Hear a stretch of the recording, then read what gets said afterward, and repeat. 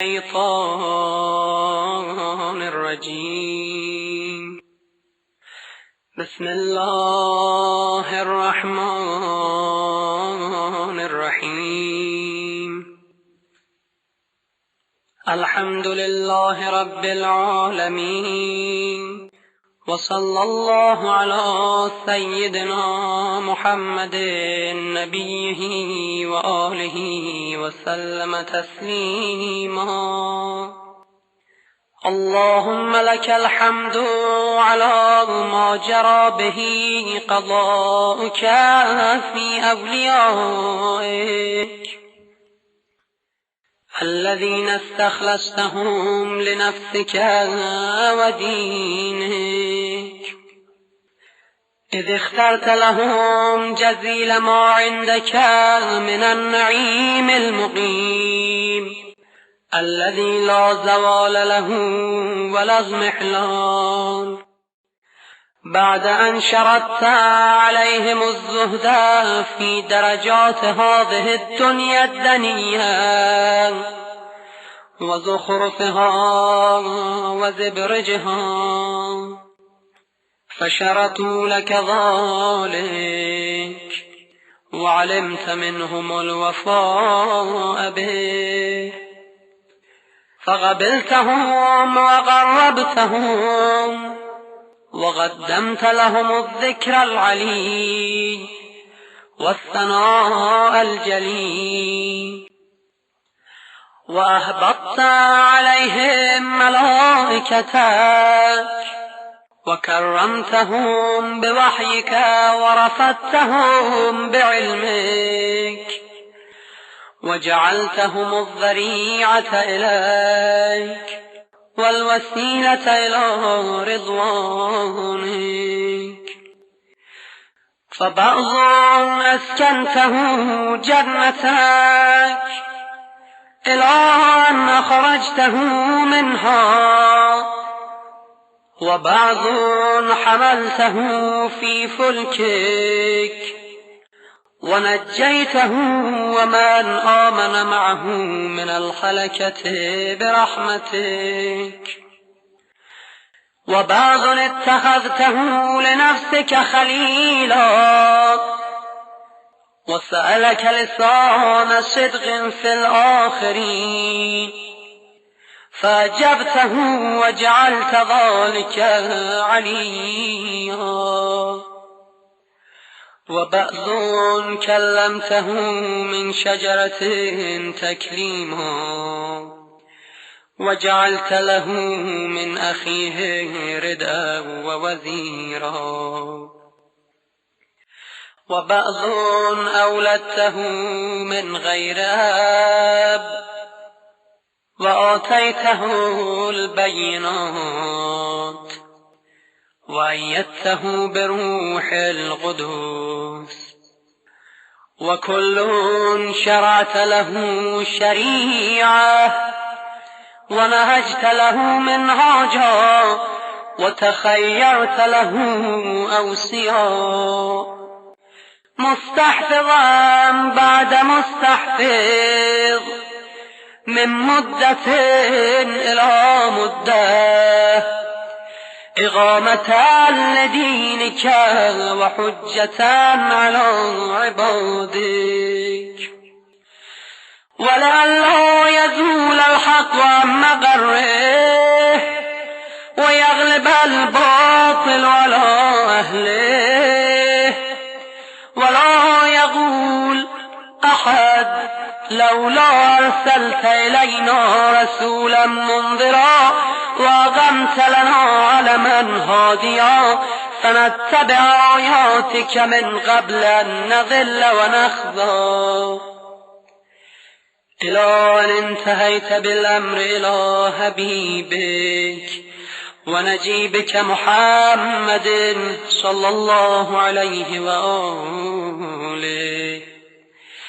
فكان كمن تجبته سيد من خلقته وصفوة من اصطفيته، وأفضل من اجتبيته، وأكرم من اعتمدته. قدمته على أنبيائك وبعثته إلى الثقلين من عبادك، وأوطأته مشارقك ومغاربك، وسخرت له البراق وعرجت به إلى سمائك، وأودعته علم ما كان وما يكون إلى انقضاء خلقك، ثم نصرته بالرعب، وحففته بجبرائيل وميكائيل والمسومين من ملائكتك، ووعدته أن تظهر دينه على الدين كله ولو كره المشركون. وذلك بعد أن بوأته مبوأ صدق من أهله، وجعلت له ولهم أول بيت وضع للناس للذي ببكة مباركا وهدى للعالمين، فيها آيات بينات مقام إبراهيم ومن دخله كان آمنا. وقلت إنما يريد الله ليذهب عنكم الرجس أهل البيت ويطهركم تطهيرا. ثم جعلت أجر محمد صلواتك عليه وآله مودته في كتابك، فقلت قل لا أسألكم عليه أجرا إلا المودة في القربى. وقلت ما سألتكم من أجر فهو لكم، وقلت ما أسألكم عليه من أجر إلا من شاء أن يتخذ إلى ربه سبيلا، فكانوا هم السبيل إليك والمسلك إلى رضوانك. فلما انقضت أيامه أقام وليه علي بن أبي طالب صلواتك عليهما وآلهما هاديا إذ كان هو المنذر ولكل قوم هاد، فقال والملأ أمامه من كنت مولاه فعلي مولاه، اللهم وآل من والاه وعاد من عاداه، وانصر من نصره واخذل من خذله. وقال من كنت أنا نبيه فعلي أميره، وقال أنا وعلي من شجرة واحدة والسائر الناس من شجر شتى. وأحله محل هارون من موسى، فقال له أنت مني بمنزلة هارون من موسى، إلا أنه لا نبي بعدي. وزوجه ابنته سيدة نساء العالمين، وحل له من مسجده ما حل له، وسد الأبواب إلا بابه. ثم أودعه علمه وحكمته، فقال أنا مدينة العلم وعلي بابها، فمن أراد المدينة والحكمة فليأتها من بابها. ثم قال أنت أخي ووسيي ووارثي، لحمك من لحمي ودمك من دمي، وسلمك سلمي وحربك حربي، والإيمان مخالط لحمك ودمك كما خالط لحمي ودمي، وأنت غدا على الحوض خليفتي، وأنت تقضي ديني وتنجز عداتي. وشيعتك على منابر من نور مبيضة وجوههم حولي في الجنة وهم جيراني.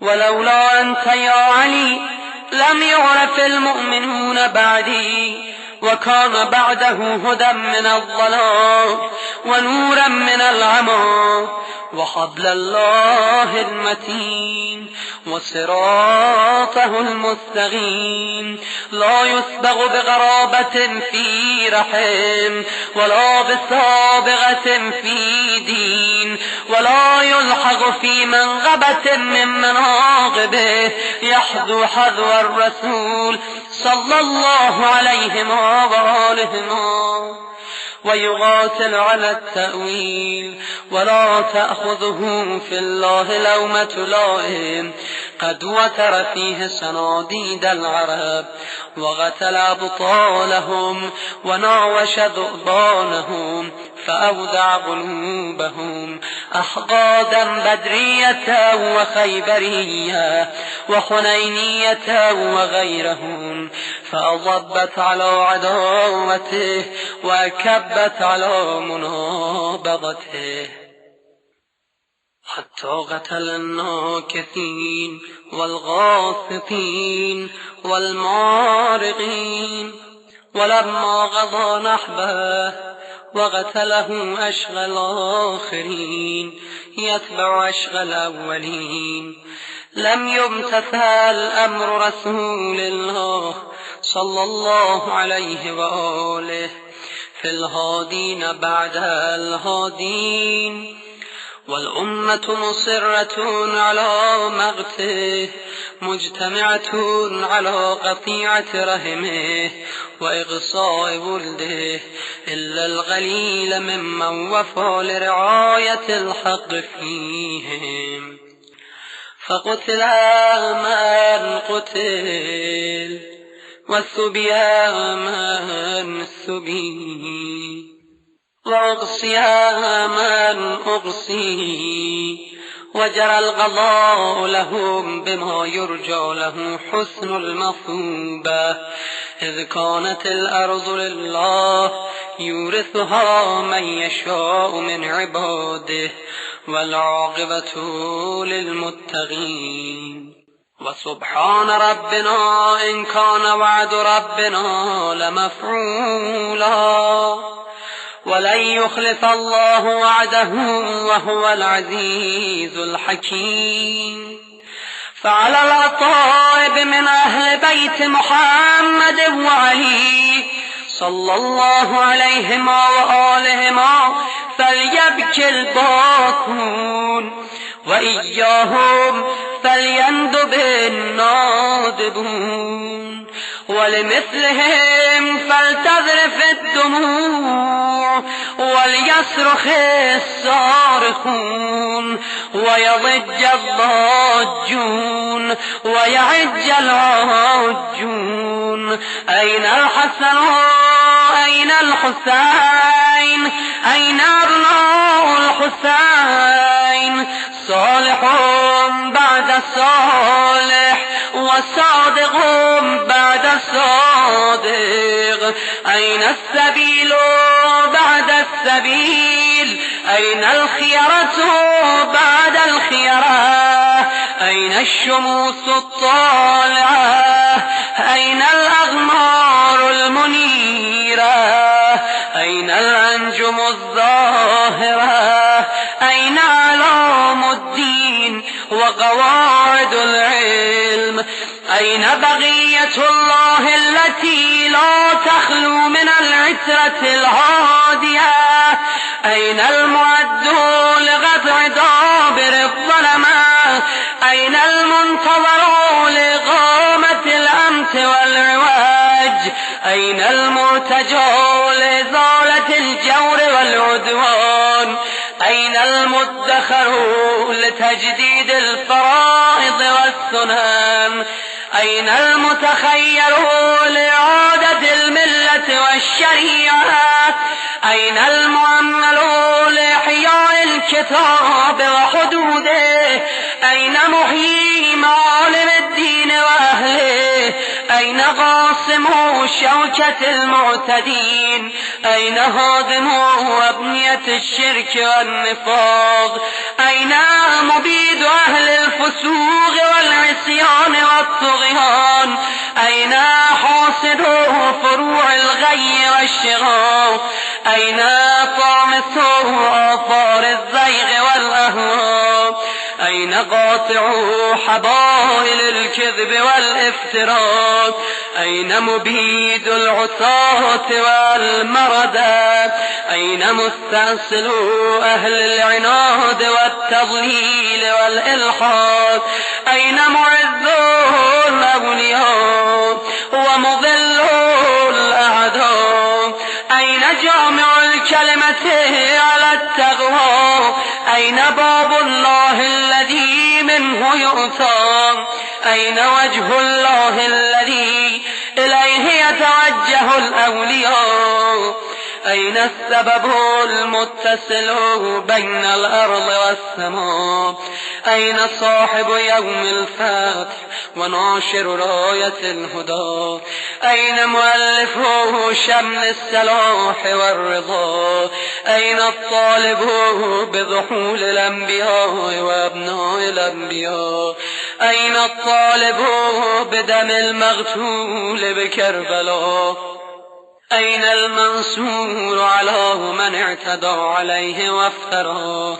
أين المضطر الذي يجاب إذا دعا؟ أين صدر الخلائق ذو البر والتقوى؟ أين ابن النبي المصطفى وابن علي المرتضى وابن خديجة الغراء وابن فاطمة الكبرى؟ بابي أنت وأمي ونفسي لك الوقاء والحمى، يا ابن السادة المغربين، يا ابن النجباء الأكرمين، يا ابن الهداة المهديين، يا ابن الخيرة المهذبين، يا ابن القطائفة الأنجبين، يا ابن الأطائب المطهرين، يا ابن الخضائمة المنتجبين، يا ابن القماغمة الأكرمين، يا ابن البدور المنيرة، يا ابن السرج المضيئة، يا ابن الشهب الثاقبة، يا ابن الأنجم الظاهرة، يا ابن السبل الواضحة، يا ابن الأعلام اللائحة، يا ابن العلوم الكاملة، يا ابن السنن المشهورة، يا ابن المعالم المأثورة، يا ابن المعجزات الموجودة، يا ابن الدلائل المشهودة، يا ابن الصراط المستقيم، يا ابن النبأ العظيم، يا ابن من هو في أم الكتاب لدى الله علي حكيم، يا ابن الآيات والبينات، يا ابن الدلائل الظاهرات، يا ابن البراهين الواضحات الباهرات، يا ابن الحجج البالغات، يا ابن النعم السابغات، يا ابن طه والمحكمات، يا ابن ياسين والضاريات، يا ابن الطور والعاديات، يا ابن من دنا فتدلى فكان قاب قوسين أو أدنى تنوى واغترابا من العلي الأعلى. ليت شعري أين استغرت بك النوى، بل أي أرض تغلك أو ثرى، أبرضوى أو غيرها أمضي طوى. عزيز علي أن أرى الخلق ولا ترى، ولا أسمع لك حسيسا ولا نجوى. عزيز علي أن تحيط بك دوني البلوى، ولا ينالك مني ضجيج ولا شكوى. بنفسي أنت من مغيب لم يخل منا، بنفسي أنت من نازح ما نزح عنا، بنفسي أنت أمنية الشائق يتمنى، من مؤمن ومؤمنة ذكرا فحنا. بنفسي أنت من عقيد عز لا يسامى، بنفسي أنت من أصيل مجد لا يجازى، بنفسي أنت من تلاد نعم لا تضاهى، بنفسي أنت من نصيف شرف لا يساوى. إلى متى أخافك يا مولاي، وإلى متى وأي خطاب أصف فيك وأي نجوى. عزيز علي أن أجاب دونك وأناغى، عزيز علي أن أبكيك ويخذلك الورى، عزيز علي أن يجري عليك دونهم ما جرى. هل من معين فأطيل معه العويل والبكاء، هل من جزوع فأصاعد جزعه إذا خلا، هل غديت عين فصاعدتها عيني على الغضا. هل إليك يا ابن أحمد سبيل فتلغى، هل يتصل يومنا منك بغده فنحظى. متى نرد مناهلك الروية فنروى، متى ننتقع من عذب مائك فقد طال الصدى. متى نغاديك ونراوحك فنغر عينا، متى ترانا ونراك وقد نشرت لواء النصر ترى. أترانا نخف بك وأنت تؤم الملا، وقد ملأت الأرض عدلا وأضغت أعدائك هوانا وعقابا، وأبرت العتاة وجحدت الحق، وقطعت دابر المتكبرين، واجتثثت أصول الظالمين. ونحن نقول الحمد لله رب العالمين. اللهم أنت كشاف الكرب والبلوى، وإليك السعدي فعندك العدوى، وأنت رب الآخرة والدنيا فأغث يا غياث المستغيثين عبيدك المبتلى، وأره سيده يا شديد القوى، وأزل عنه به الأسى والجوى، وبرد غليله يا من على العرش استوى، ومن إليه الرجوع والمنتهى.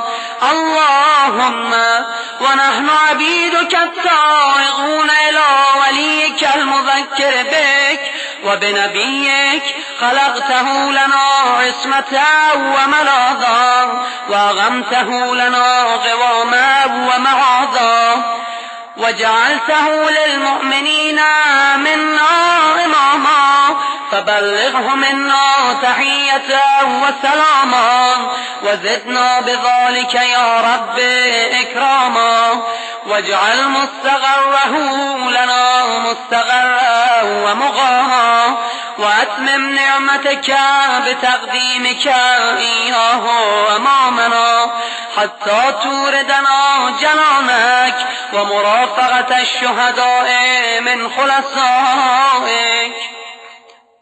اللهم صل على محمد وآل محمد، وصل على محمد جده ورسولك السيد الأكبر، وعلى أبيه السيد الأصغر، وجدته الصديقة الكبرى فاطمة بنت محمد، وعلى من اصطفيت من آبائه البررة، وعليه أفضل وأكمل وأتم وأدوم وأكثر وأوفر ما صليت على أحد من أسفيائك وخيرتك من خلقك، وصل عليه صلاة لا غاية لعددها ولا نهاية لمددها ولا نفاد لأمدها. اللهم واقم به الحق وأدهل به الباطل، وأدهل به أولياءك، وأذلل به أعداءك، وصل اللهم بيننا وبينه وصلة تؤدي إلى مرافقة سلفه، واجعلنا ممن يأخذ بحجزتهم ويمكث في ظلهم، وأعنا على تأدية حقوقه إليه والاجتهاد في طاعته واجتناب معصيته، وامنن علينا برضاه، وهب لنا رأفته ورحمته ودعاءه وخيره، ما ننال به سعة من رحمتك وفوزا عندك. واجعل صلاتنا به مقبولة، وذنوبنا به مغفورة، ودعاءنا به مستجابا، واجعل أرزاقنا به مبسوطة، وهمومنا به مكفية، وحوائجنا به مقضية، وأقبل إلينا بوجهك الكريم، واقبل تقربنا إليك، وانظر إلينا نظرة رحيمة نستكمل بها الكرامة عندك، ثم لا تصرفها عنا بجودك، واسقنا من حوض جده صلى الله عليه وآله بكأسه وبيده ريا رويا هنيا سائغا لا ظما بعده، يا أرحم الراحمين.